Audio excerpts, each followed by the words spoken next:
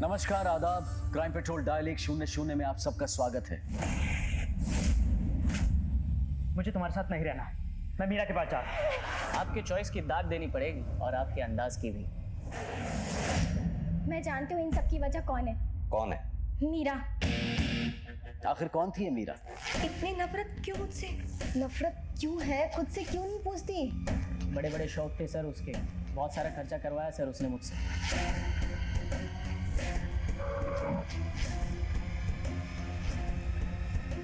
Maheshwari dump yard से जो हमें ब्लड मिला था उसका ब्लड ग्रुप बी पॉजिटिव है, जो शायद मीरा के ब्लड ग्रुप से मैच करता है।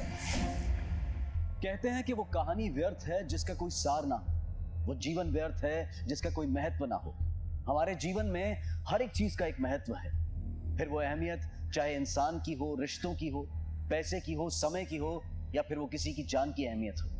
हर चीज की अपनी एक इंपॉर्टेंस है, एक सिग्निफिकेंस है, और इसका संतुलन बनाए रखना बेहद जरूरी है। लेकिन हमारे आज के इस केस में किसी ने भी किसी भी चीज की अहमियत को समझा ही नहीं।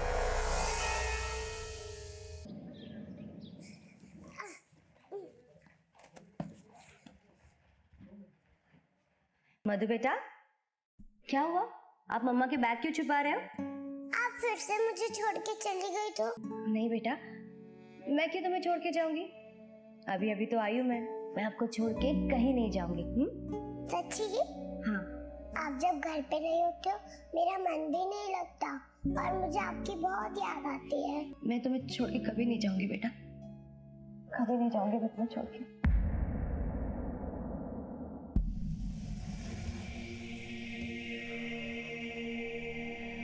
क्या रोहन, तू तो हर वक्त खेलता ही रहता है। जल्दी चल घर।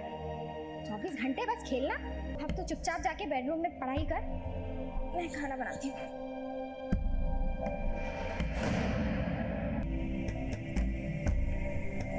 आत्महत्या, ये शब्द हम अक्सर न्यूज़पेपर और टीवी के माध्यम से पढ़ते और सुनते आए हैं, लेकिन जरा सोचिए कि जब हमारी कोई पहचान वाला ऐसा करता है तब पूरे परिवार पर क्या बीतती होगी। आत्महत्या से सिर्फ एक व्यक्ति की जान नहीं जाती, बल्कि पूरा परिवार इससे प्रभावित होता है। हर साल दुनिया में लगभग 80 लाख लोगों की मृत्यु की वजह है आत्महत्या, और इनमें से लगभग 17% लोग भारतीय होते हैं। राहुल शीला का पति और रोहन का पिता था, उसने आत्महत्या की थी। राहुल की आत्महत्या की वजह क्या थी? पत्नी से विवाद, आर्थिक समस्या, या फिर कोई और था उसकी जिंदगी में?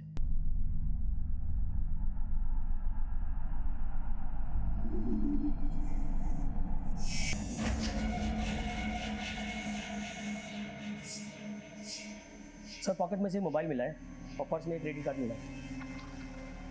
घर को भी अच्छी तरह से चेक करो। सर पापा को कहाँ ले जा रहे हैं? उनको रुको, पापा को कहाँ ले जा तो वो लोग। सर जिस तरह से घर का सारा सामान अपनी जगह पे है और फोर्स एंट्री के भी कोई निशान नहीं है, देख के तो यही लगता है सुसाइड केस है, लेकिन सर घर पे कोई सुसाइड नोट नहीं मिला। जब क्राइम स्पॉट क्लीन हो और सुसाइड का कोई रीजन ना हो तो शक के दायरे में सबसे पहले फैमिली मेंबर्स ही आते हैं। तो काम करो, ये राहुल शर्मा की कॉल डिटेल्स और क्रेडिट कार्ड की हिस्ट्री निकलवाओ। सर पापा, ये आपके लिए, खोल के देखिए ना। मम्मा मम्मा मम्मा मम्मा, आपने कहा था ना मैं कैसी लग रही हूँ इस फ्रॉक में? तुम इस फ्रॉक में बिल्कुल इस गुड़िया जैसी लग रही हो।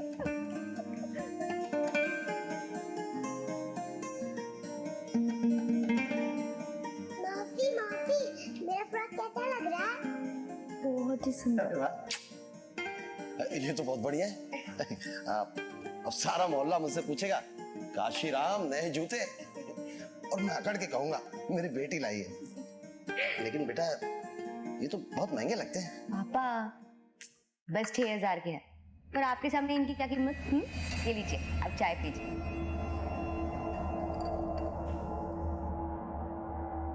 दीदी क्या बात है, क्या बढ़िया चाय बनाई है आपने। क्या खाक बनाई है?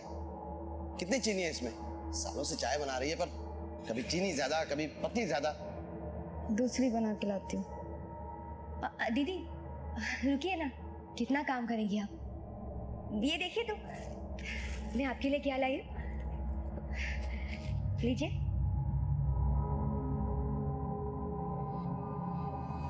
नहीं नहीं सर, मैं इस सुसाइड की वजह नहीं हूँ।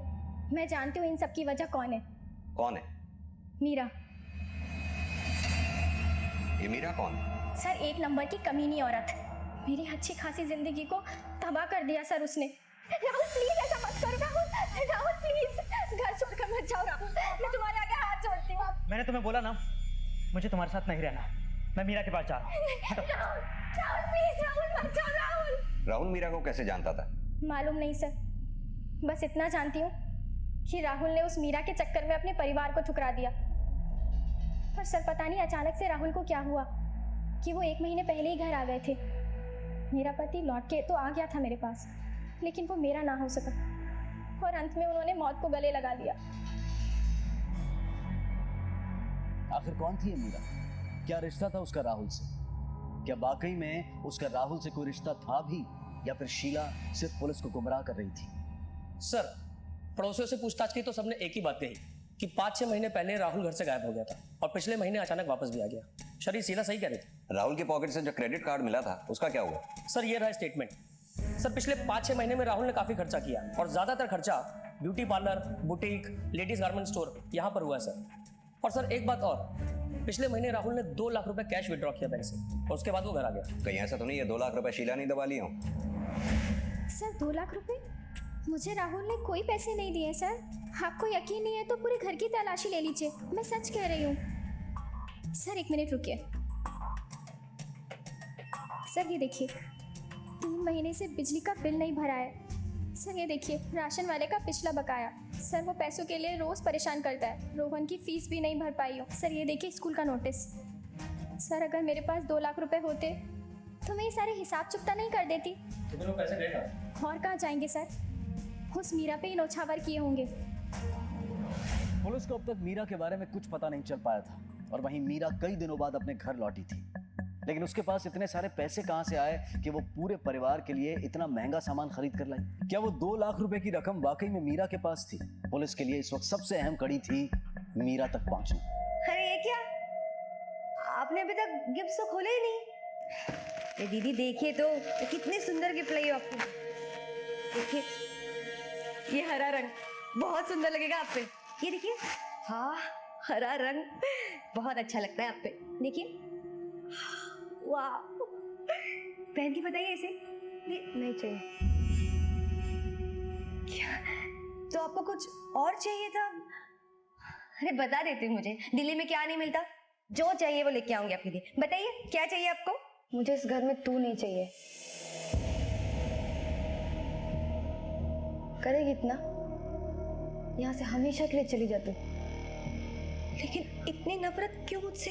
नफरत क्यों है? खुद से क्यों नहीं पूछती? मुझसे क्या पूछ रही है? सर ये रही राहुल शर्मा की पोस्टमार्टम रिपोर्ट। मौत विंड पाइप चोक होने की वजह से हुई है। सर मैंने राहुल का फोन और कॉल रिकॉर्ड दोनों चेक किया। सर पिछले 6 महीने में राहुल इस नंबर से कांस्टेंट टच में था, कॉल्स भी हो रहे थे और मैसेजिंग भी। लेकिन सर पिछले महीने राहुल मैसेज तो भेज रहा था लेकिन जवाब आना बंद हो गया और अब ये नंबर आउट ऑफ सर्विस है सर। जरूर ये नंबर मीरा का होगा। नहीं सर, हैरानी की बात तो ये है कि ये नंबर राहुल के फोन बुक में मीरा के नाम से सेव्ड है और सिम कार्ड किसी प्रशांत सिन्हा के नाम पर रजिस्टर्ड है। ये रहे मैसेजेस, ये देखिए। प्लीज मीरा वापस आ जाओ, मुझे ऐसे इग्नोर मत करो, मैं तुम्हारे बिना नहीं जी सकता। अचानक उस नंबर से जवाब आना बंद हो गया, क्या वजह हो सकती है? और वो सिम कार्ड प्रशांत के नाम पे रजिस्टर्ड है। आखिर है कौन ये प्रशांत? कहाँ रहता है? सर दिल्ली लॉ कॉलेज का स्टूडेंट है, करोल बाग में रहता है।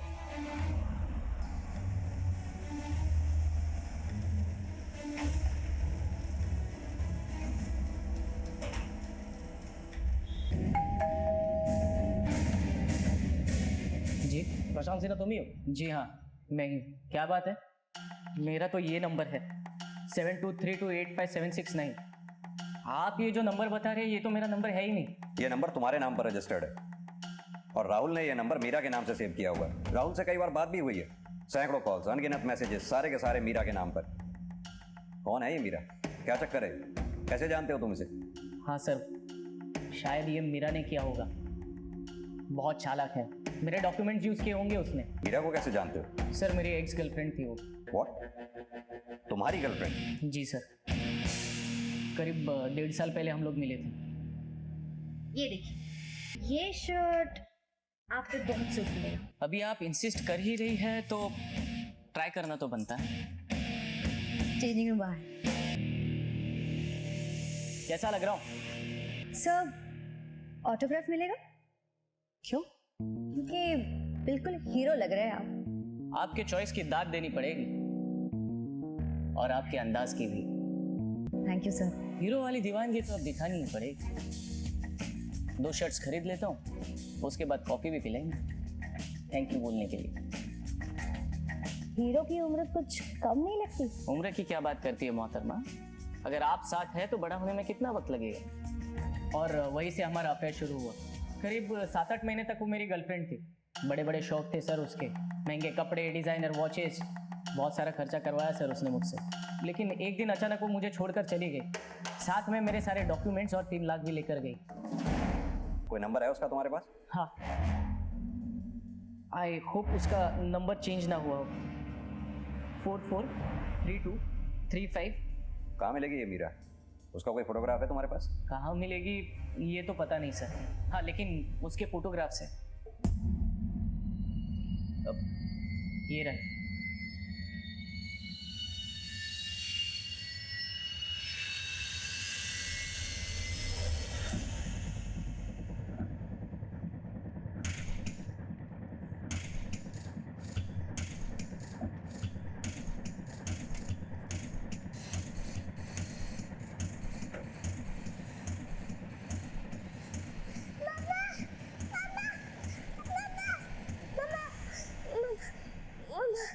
बेटा क्या हुआ बेटा? मम्मा, मैंने एक सपना देखा कि आप मुझे छोड़ के जा रहे हैं। नहीं बेटा, तुम शांत हो जाओ, शांत हो जाओ। मम्मा तुम्हें छोड़ के कहीं नहीं जाएगी। अब फिक्र मत करो, सो जाओ आराम से। देखो मम्मा यही है।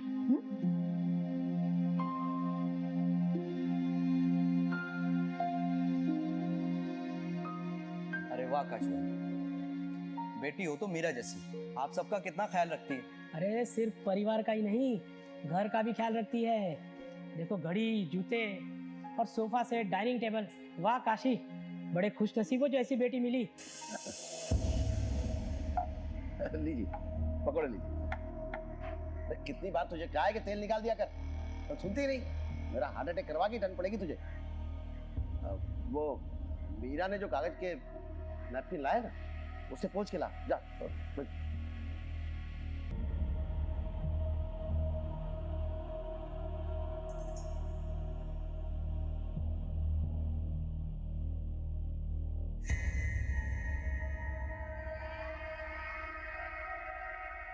कल देता। क्या देख रहा है? यहाँ खड़े खड़े मीरा को ताड़ रहा है। तो तेरी क्यों सो लग रही है? तुझे देखने नहीं आता? चल।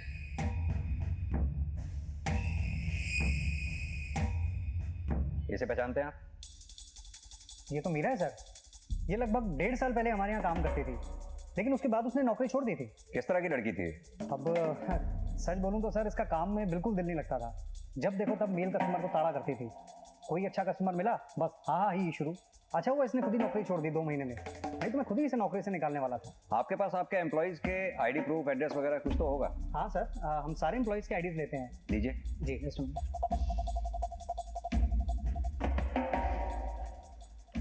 सर, ये सर।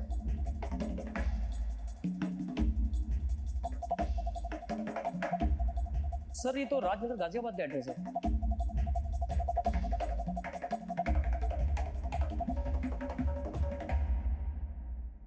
एक 1.5 महीने से मेरी कोई बात ही नहीं हुई राहुल से।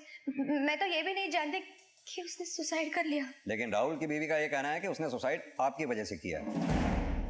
सर किसी के कह देने से क्या होता है? राहुल ने आपको इतने मैसेजेस किए, इतने कॉल्स किए, आपने एक भी कॉल का जवाब नहीं दिया। यहाँ तक कि राहुल से बात करने के लिए जो नंबर आप इस्तेमाल कर रही थी वो प्रशांत के नाम पे रजिस्टर्ड था। एक बात और, राहुल ने पिछले दिनों अपने बैंक अकाउंट से 2 लाख रुपए निकाले थे, जो उसने अपने घर में नहीं दिए, आप ही को दिए थे ना। और उससे पहले प्रशांत के 3 लाख रुपए लेके भागी थी आप। मैंने किसी से कोई पैसे नहीं दिए। इतने सारे महंगे गिफ्ट्स में खर्चा राहुल का ही हुआ था और प्रशांत का भी। कोई मुझे गिफ्ट्स दे, इसमें मेरी क्या गलती है? तो आप ये मानती हैं पिछले 7 महीनों में गिफ्ट के नाम पे जो खर्चे हुए हैं वो राहुल ने किए थे और उससे पहले प्रशांत ने। सर मम्मा, मम्मा, ये लोग कौन है? रिया दीदी, मधु को अंदर ले जाओ। तू यहाँ क्या खड़ी है? जा मधु को लेके अंदर जा। जा। ये बच्ची आपकी है? इसके फादर कहाँ है? 4 साल पहले डिवोर्स हो गया हमारा। देखिए साहब, मेरी बेटी किसी से पैसे क्यों लेगी? आपको जरूर कोई गलतफहमी हुई है। ये तो खुद दिल्ली में एक बड़ी कंपनी में मैनेजर है। मैनेजर नहीं है, सेल्स गर्ल थी ये।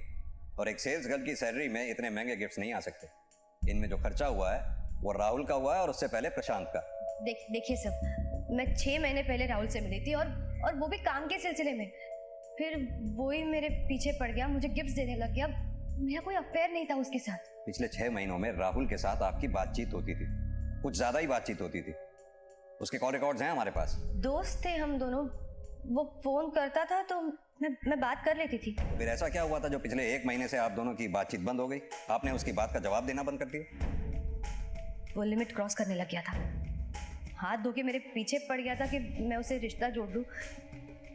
मैंने उसके फोन ही उठाने बंद कर दिए। मेरे पास और कोई चारा भी तो नहीं था सर। चलिए मान लेते हैं ये बात आपकी। अब ये भी बता दीजिए कि प्रशांत से आपका क्या रिश्ता था? दोस्ती ही थी सर मेरी, लेकिन वो भी राहुल की तरह मेरे पीछे पड़ गया। लेकिन हाँ सर, रही बात उस नंबर की, तो वो नंबर प्रशांत नहीं दिया था। वो झूठ बोल रहा है। वो झूठ क्यों बोलेगा? ये तो वो ही जाने सर। अब कहाँ काम करती हैं आप? ब्लूमैन लॉजिस्टिक्स, दिल्ली में।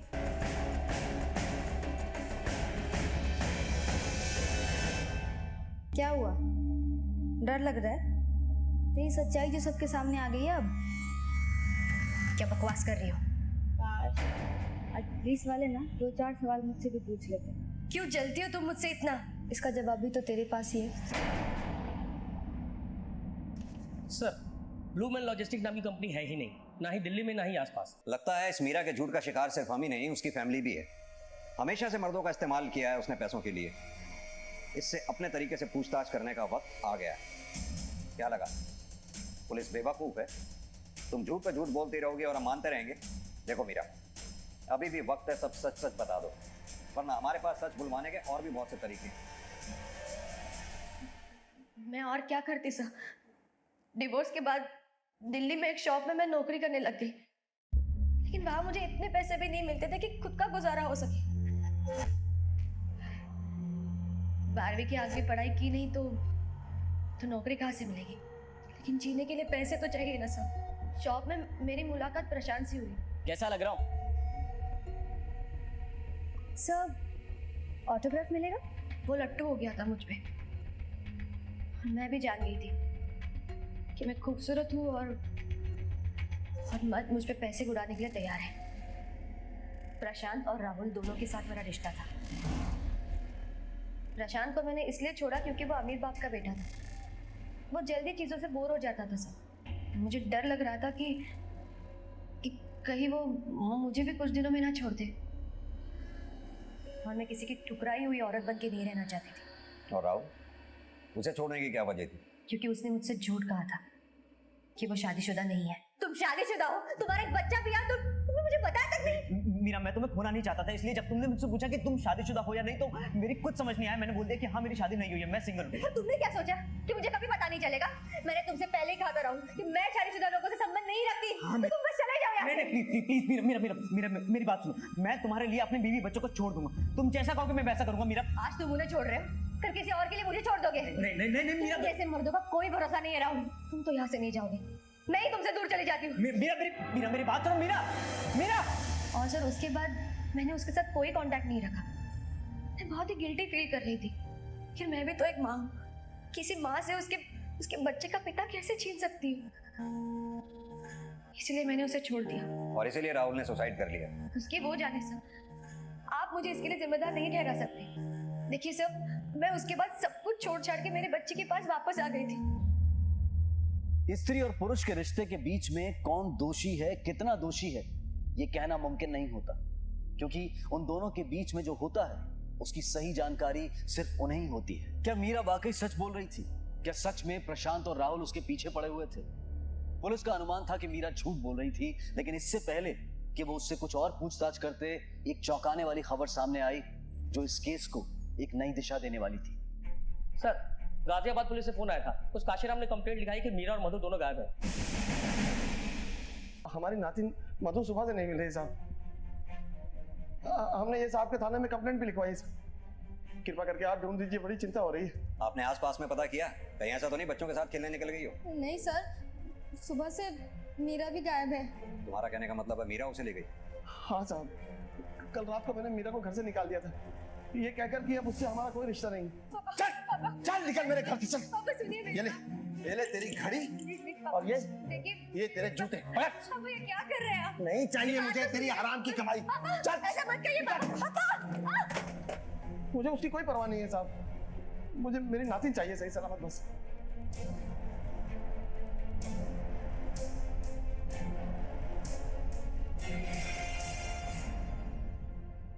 कोई लीड नहीं मिले मीरा की।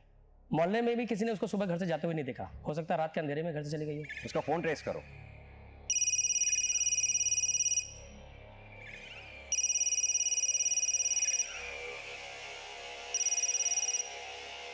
हेलो,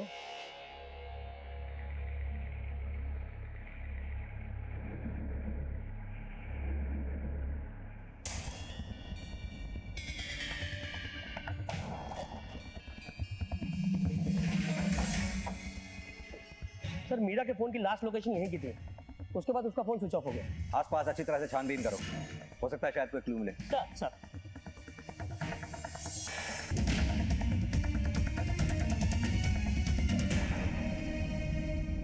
सर सर ये देखिए। फॉरेंसिक टीम को बुलाओ। सर फॉरेंसिक रिपोर्ट आ गई है। महेश्वरी डंप यार्ड से जो हमें ब्लड मिला था उसका ब्लड ग्रुप बी पॉजिटिव है, जो शायद मीरा के ब्लड ग्रुप से मैच करता है। लेकिन सर मधु का ब्लड ग्रुप ओ नेगेटिव है। मीरा को भागने के दौरान चोट लगी या फिर किसी ने उसे चोट पहुंचाई? लेकिन सर मीरा को चोट पहुंचाएगा कौन? जहां से हमें वो ब्लड मिला था उसके आसपास के एरिया में लोगों से अच्छी तरह से पूछताछ करो, शायद किसी ने कुछ देखा हो। सर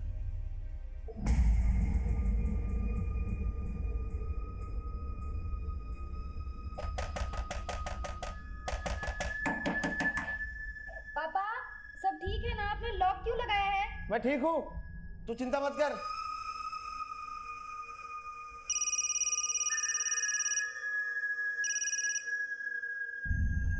हेलो, हाँ वो पैसों का इंतजाम मैंने कर लिया, कहाँ लाना है?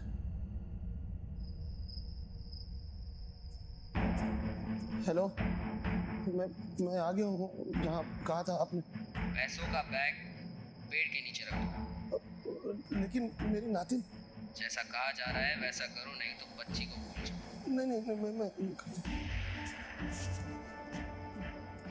ये देखो, हाँ रख दिया। कहाँ है मेरी नातिन? पीछे घूमो और 15 कदम चलने के बाद दाहिने मुड़ जाओ। वहाँ एक दीवार होगी, उसके पास वेट करो, तुम्हें अपनी नातिन मिल जाएगी।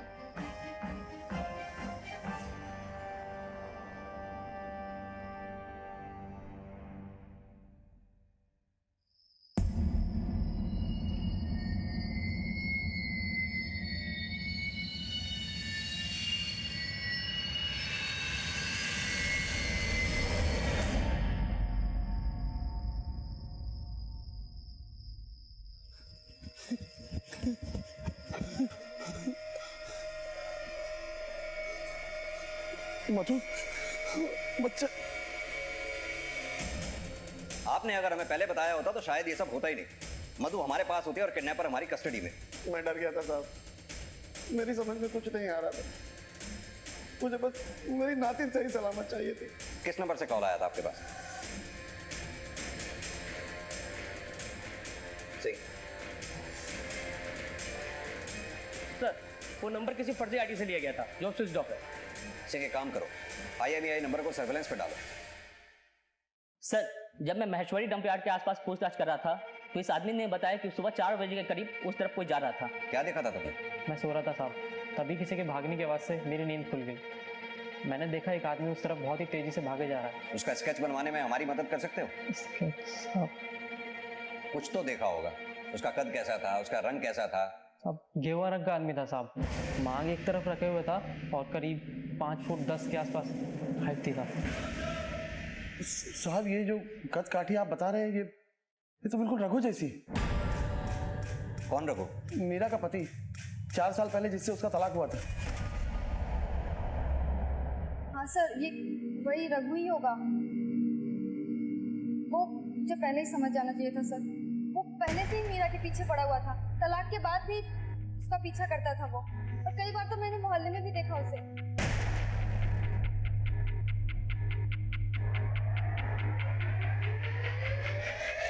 ये सरासर झूठ है। मैं अपना सारा काम काज छोड़कर मैं मीरा का पीछा क्यों करूँगा?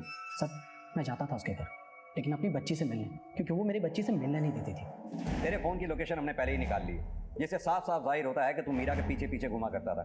और तेरे फोन की लोकेशन के मुताबिक जहां मीरा का फोन स्विच ऑफ हुआ था वहीं तेरा फोन एक्टिव था, महेश्वरी डंप यार्ड पे।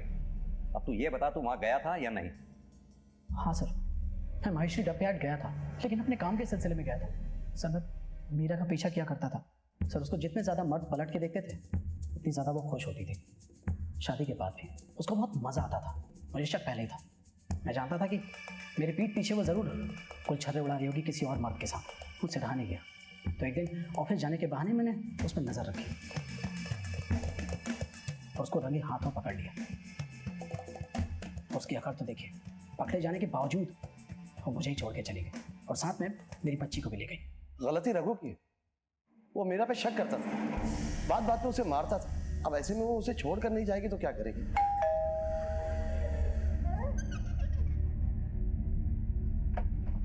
मीरा, नहीं, ये क्या बेटा? ये बैग? मीरा, क्या हुआ बेटा? और ये चोट? अब हाथ उठा रहा ने? हाँ पापा, बहुत शक करता है वो मुझ पे। मैं जरा भी किसी से बात कर लूं तो ये। अच्छा बेटा, तू फिक्र मत कर। हाँ, मैं देखता हूँ उसको। जिसकी ऐसी खूबसूरत बीवी हो, जिसको गैर मर्द ताड़ते हो, उसको जलन होगी ही सर। जो गैर मर्द उसको भाव नहीं देते थे वो उसके भी पीछे लगी रहती थी। उसको एक गंदी आदत थी सेंटर ऑफ अट्रैक्शन बनने की, और मेरी सबसे बड़ी गलती ये थी कि मैं उसको भुला नहीं पाया था अब तक। जिसकी ऐसी खूबसूरत बीवी हो, जिसको गैर मर्द ताड़ते हो, उसको जलन होगी ही सर। और इसीलिए शायद तूने मीरा को वापस पाने के लिए उसकी बच्ची को किडनैप किया। मैंने ऐसा कुछ भी नहीं किया। मुझे मेरी बच्ची से कोई मतलब नहीं था। मैं तो उसको जानता तक नहीं, और ना ही वो अपने बाप को जानती है। मुझे सिर्फ मीरा चाहिए। मैं उससे अब भी प्यार करता हूँ। मैं उसको कभी नुकसान नहीं पहुंचा सकता। मेरी जिंदगी की सबसे बड़ी भूल थी कि मैंने रिया से नहीं, मीरा से शादी की थी। सबसे बड़ी गलती थी रिया से शादी ना करके मीरा से शादी की। इसका मतलब? जी, रिया मीरा से बड़ी है। पहले रघु का रिश्ता रिया के लिए ही आया था, पर जब रघु ने मीरा को देखा तो उसे पसंद कर लिया। इस बात पर दोनों बेटियां बहुत लड़ी थी। तू जानती थी ना वो लोग मुझे देखने आए हैं। तुझे क्या जरूरत थी बाहर आने की? मैं भी उस लड़के को देखना चाहती थी। तू देखना नहीं चाहती थी, खुद को दिखाना चाहती थी उन लोगों को कि देखो मैं अपनी बहन से कितनी ज्यादा खूबसूरत हूँ। अगर मैं आपसे ज्यादा खूबसूरत हूँ और आप ऐसी, तो इसमें मेरी क्या गलती है? गलती ये है कि जब तक तू अपनी खूबसूरती दिखाकर मर्दों को रिझा नहीं लेती है ना, तुझे चैन नहीं मिलता है। और तू तो रघु को पसंद भी नहीं करती, लेकिन जिस तरह से तुझे तार रहा था, तुझे बड़ा मजा आ रहा था, उससे शादी की हाँ कर दी तूने। हाँ, मुझे मजा आ रहा था, कर दी मैंने। हाँ, मेरी मर्जी। अगर आपको कभी ऐसा मौका मिले तो आप भी ऐसा कर देना मेरे साथ। खुश? काश तू पैदा ना होती। कहीं ऐसा तो नहीं रिया ने जलन में आके मौके का फायदा उठा के मीरा के साथ कुछ कर दिया हो? हाँ सर, हमारा तो रिश्ता बचपन से ही ऐसा था, जैसे बहनें ना हो एक दूसरे की दुश्मन हो। वो एकदम गोरी चिट्टी, और मैं तो उसके सामने कुछ थी नहीं ना सर। घर में कोई भी आता था तो सबसे पहले मीरा को ही देखता था। सारा प्यार दुलार उसके हिस्से आता था, और मेरे हिस्से अपनी छोटी बहन को टुकुर टुकुर देखना। मैं सावली और वो गोरी, इसमें सर मेरी क्या गलती थी? तो इसी बात का बदला लिया तुमने मीरा के साथ? सर अगर बदला ही लेना होता तो सर रघु से उसकी शादी ही नहीं होने देती सर। और अब बदला लेके फायदा भी क्या है? पापा ने उसे घर से निकाल दिया धक्के मारकर। मेरी तो मन की मुराद ऐसे ही पूरी हो गई थी ना सर। और मधु, उसको तो सर मैंने माँ की तरह बचपन से पाला है। सर मैं कह रही हूँ ये सब मीरा ने ही किया है। वो पैसों के लिए अपनी बेटी को तो क्या बाप को भी मार सकती है सर। सर, मीरा के अब तक के रिकॉर्ड को देख करके एक बात तो साफ है कि इसने बहुत से मर्दों के साथ खिलवाड़ किया है, इस्तेमाल किया है।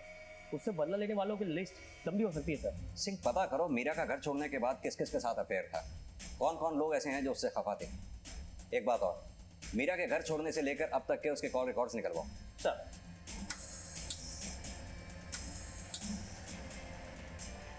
सर मीरा के कॉल रिकॉर्ड से पता चला है कि उसके फोन से आखिरी कॉल किसी मनीष पालीवाल को हुआ। मनीष पालीवाल? कहाँ रहता है ये मनीष पालीवाल? ये केस एक के बाद एक अजीब मोड़ लेते जा रहा था। एक के बाद एक नए नाम सामने आते और इस केस को एक नया एंगल दे जाते। शक के दायरे में सबसे पहले थी मीरा। उसकी शख्सियत उसके चरित्र पर कई सवाल खड़े कर रही थी और अब मीरा और मधु दोनों के लापता होने के बाद उनसे जुड़े तथ्यों को परखना मुश्किल हो रहा था। रिया के खिलाफ भी कोई ठोस सबूत नहीं था और अब एक और नया नाम, मनीष पालीवाल। कौन था ये मनीष पालीवाल और उसका इस केस से क्या ताल्लुक था? क्या पुलिस इस केस को सुलझाने के बेहद करीब थी या फिर मनीष पालीवाल भी इस केस को एक नई दिशा की तरफ मोड़ देगा?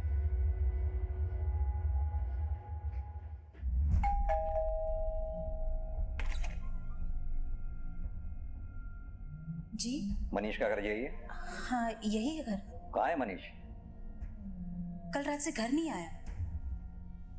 सब ठीक है ना सर? आप किसी मीरा नाम की लड़की को जानती हैं? मीरा? उसका नाम ही सिर्फ मीरा है तो वो मेनका। 3 साल पहले मेरे बेटे मनीष की जिंदगी में आई थी। वो पूरा बर्बाद कर दिया उसको। घर तक भेज दिया उसने। मेरे बेटे ने जब शादी के लिए पूछा तो उसे छोड़ के चली गई।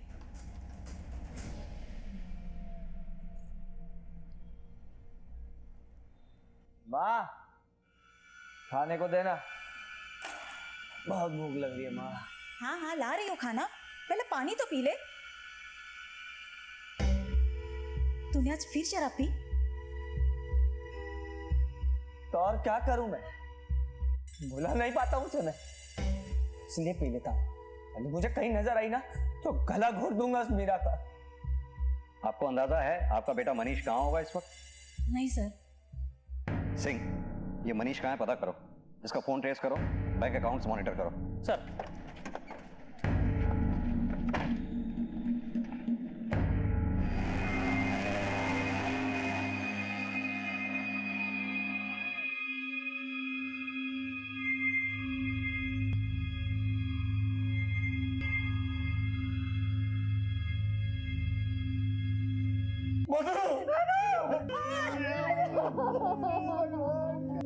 सर मधु की पोस्टमार्टम रिपोर्ट आ गई है। जिस रात काशीराम ने फिरौती की रकम दी उसके कुछ घंटे बाद मधु को मार दिया गया और मौत गला घोटने की वजह से हुई। सवाल यह है कि पैसे मिलने के बाद किडनैपर ने बच्ची को मारा क्यों? हो सकता है मधु ने किडनैपर्स का चेहरा देख लिया हो। हेलो, ठीक है सर, मनीष का फोन ट्रेस हो गया है, उसकी लोकेशन मिल गई सर। चलो।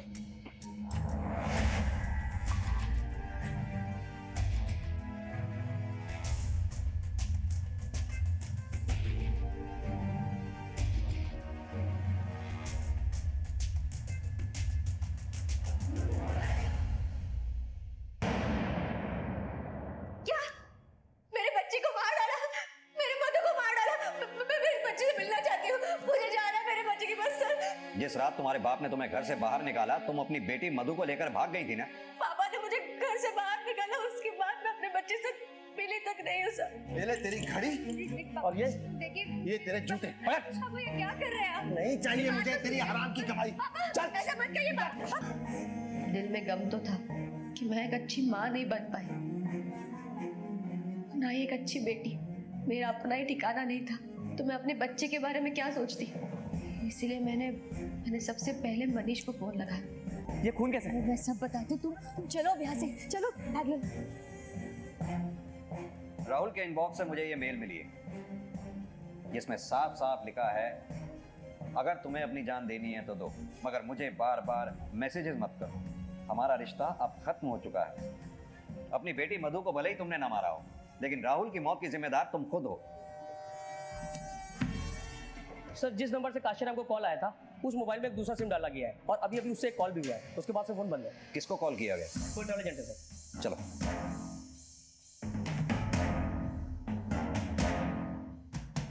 सर इस नंबर से एक आदमी ने बुकिंग कराई थी मुंबई की, सर प्रदीप तिवारी, ये इसका आधार कार्ड है। तो 6 बजे की है ट्रेन। सिंह नंबर नोट करो 5486-1466। ये आधार कार्ड नंबर से इसकी डिटेल्स और फोटोग्राफ निकालो और 2 घंटे में इसकी ट्रेन है। तुरंत एक टीम लेकर स्टेशन पहुंचो। सर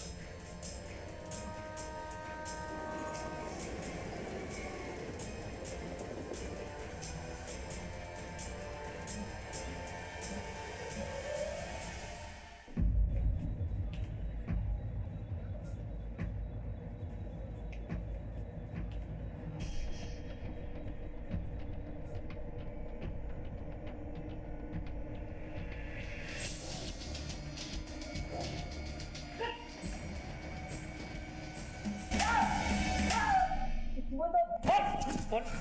हाँ सर, हमारा ही प्लान था सारा। मुझे पैसों की जरूरत थी तो मुझे लगा यही सही रास्ता होगा पैसा कमाई करने का। हमारा प्लान था मतलब? और कौन है इस प्लान में तेरे साथ? सारी उम्र बीत गई थी और मेरी शादी नहीं हुई थी। जो भी रिश्ते आते थे वो मेरी शक्ल देखकर वापस चले जाते थे और फिर बाद में तो सर वो रिश्ते भी आने बंद हो गए थे सर। और मेरे बाप के दिल से मेरी शादी का ख्याल भी निकल गया था क्योंकि उसको घर में एक काम करने वाली मिल गई थी और मीरा की बच्ची के लिए आया। फिर प्रदीप का रिश्ता आया सर। उसने भी सामने से कुछ नहीं बोला, लेकिन एक दिन देखो, मैं तुम्हें पसंद तो करता हूँ, लेकिन सच बात यह है मेरा कारोबार अच्छा नहीं चल रहा है। मुझे पैसों की ज़रूरत है और जब तक मैं सेटल नहीं हो जाता मैं तुमसे शादी नहीं कर सकता। तुम समझ रही हो ना मेरी बात?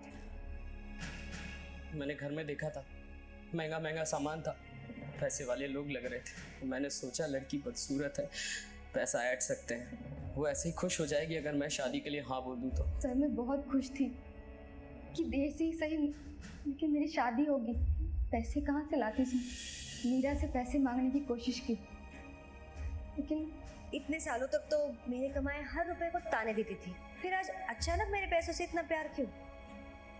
नहीं मिलेंगे पैसे। मैंने सोचा था पैसे वाले लोग हैं, आसानी से निकल आएगा, लेकिन बाद में पता चला उसका बाप एक मामूली क्लर्क था और सारा पैसा उसकी बहन के पास था। इसलिए मैंने रिया को और उकसाया और मीरा की बेटी को किडनैप करने का प्लान बनाया। अगर तुम्हें पैसे ही चाहिए थे तो फिर मधु को क्यों मारा? फिरौती लेने के बाद भी। उसको मारना नहीं चाहती थी मैं।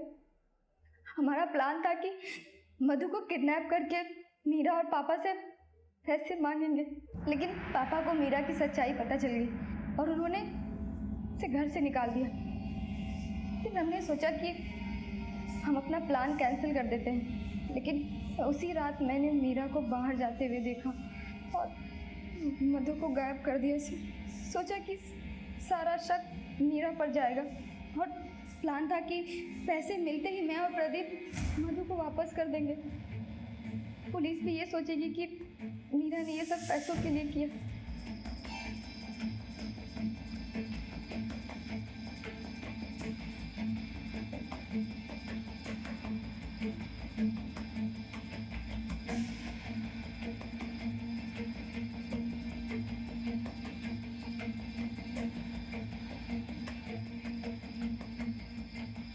हेलो, हाँ रिया, पैसे मिल गए हैं, बच्ची को पहुंचाना होगा। मैं 10 मिनट में वहाँ आ रहा हूँ।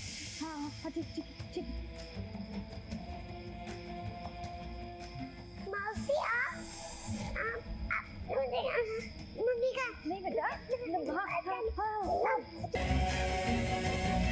करोड़ हो गया सर। मेरी समझ में कुछ भी नहीं आ रहा सर। मैंने